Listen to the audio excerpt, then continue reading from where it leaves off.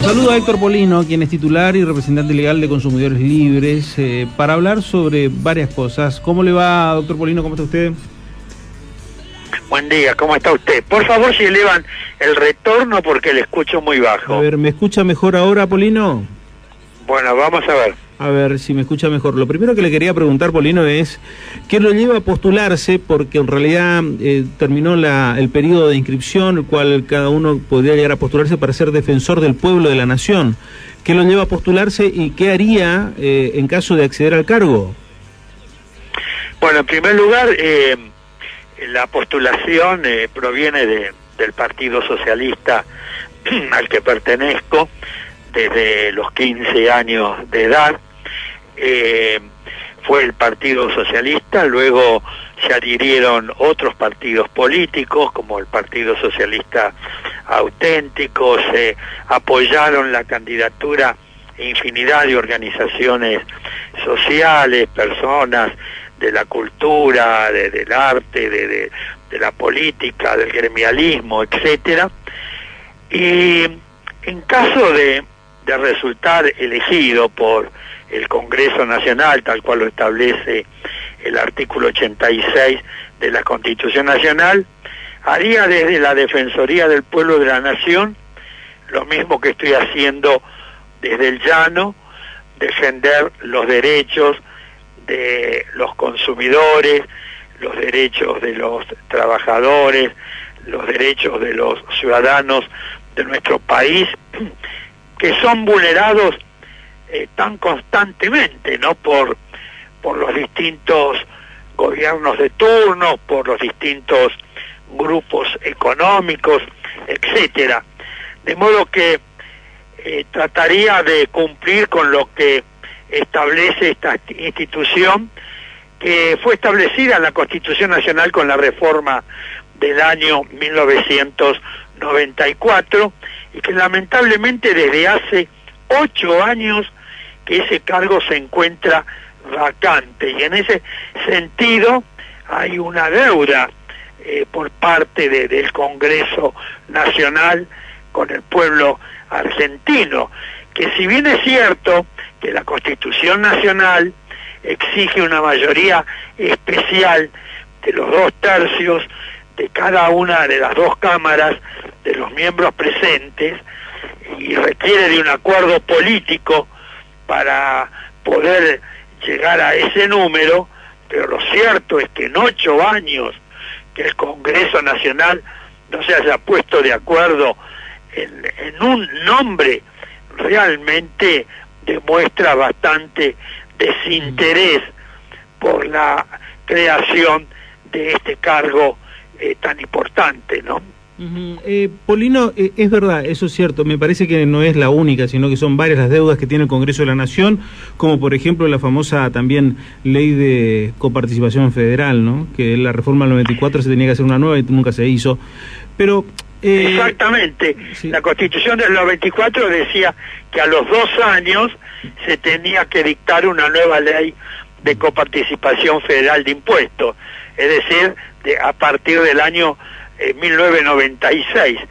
Mira el tiempo que ha pasado y nadie habla de una nueva ley de coparticipación federal de impuestos. No se habla y no se discute ese tema. Polino, ¿qué le dejó los anuncios de Duhovne? ¿Qué nos afecta, nos beneficia, nos perjudica? ¿Qué vive usted cuando los anuncios del gobierno nacional? En cuanto a la reforma impositiva. Sí, tal cual. Mire, habría que conocer en realidad los proyectos, porque hasta ahora hubieron solo anuncios. Habría que ver los proyectos que en definitiva se manden al Congreso y después de la discusión en ambas cámaras del Congreso, que es lo que en definitiva surge.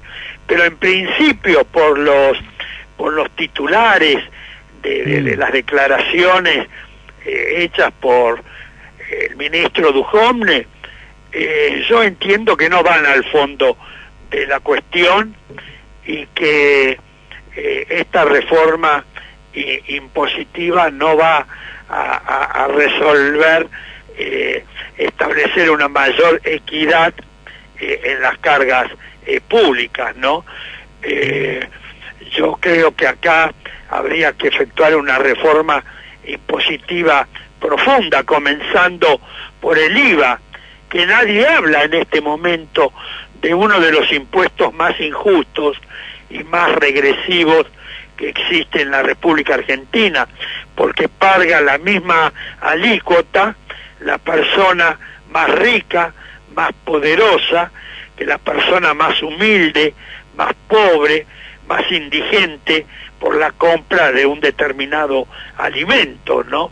Y este, que es uno de los impuestos más regresivos, bueno, en este momento no está en la discusión pública y no está en las preocupaciones del gobierno nacional, ¿no? No le interesa modificar eso, lo que tiene que ver con la alícuota del IVA, evidentemente. Y ese es uno de los impuestos más importantes y unos impuestos más regresivos que tiene hoy la República Argentina, ¿no? Sí, indudablemente que sí, pero ¿usted cree que por lo que anunció, por lo que lo estoy escuchando en cuanto a su respuesta, que exclusivamente esto es un maquillaje más que una cuestión de fondo? Y a mí me parece, porque fíjese usted, el gobierno comenzó por quitar el impuesto a las mineras, por ejemplo, y ese sería un impuesto justo, volver a restablecer, y nadie habla de restablecer del impuesto a las mineras. Se habla de un impuesto a la renta financiera. Bueno, vamos a ver cómo termina ese gravamen a la renta financiera, cosa que me parece bien, pero que no se grave la renta financiera del pequeño ahorrista, sino que veremos las alícuotas que se establecen para gravar la renta financiera de los grandes grupos económicos, ¿no? De modo que yo creo que está bien que se abra el debate sobre estas cuestiones, que veremos cuáles son las iniciativas que concretamente manda el gobierno al Congreso, que no se trate de flexibilizar las relaciones laborales, perjudicando a los sectores del trabajo, ¿no? Con una reforma que, con el argumento de abaratar el costo argentino, terminemos perjudicando a los trabajadores. Y todos sabemos que las inversiones van a llegar al país no por esa razón, sino porque si en el país existe capacidad económica para poder adquirir determinados bienes y servicios, ¿no? Sí, me parece que pasa por ahí. Polino, le agradezco mucho estos minutos, muy amable, y que tenga buena jornada. Que siga muy bien, hasta pronto, buenos días. Hasta pronto, gracias. Héctor Polino.